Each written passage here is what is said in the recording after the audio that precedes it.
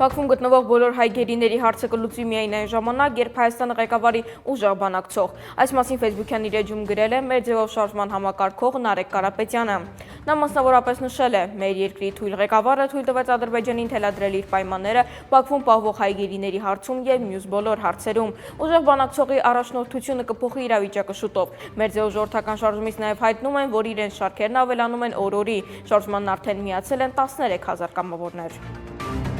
Առողջապահության նախարար Անահիտ Ավանեսյանը չբացառեց Միքայել arczepiskopos Աջապահյանի վիրահատության հնարավորությունը։ Նա այսօր լրագրողների հետ զրույցում նշեց, որ Սրբազանի պաշտպանների կողմից դիմումը ստացել է։ Իհարկե կարող է, ինչու հնարավոր չեմ համարում։ Այս մասին վիրահատության հնարավորության հարցինի պատասխանը ասել է Ավանեսյանը։ Ավելի վաղ Հայաստան խմբակցության պատգամավոր Գառնիկ Դանիելյանը հայտարարել էր, որ Միքայել arczepiskopos Աջապահյանը անհապաղ վիրահատության կարիք ունի։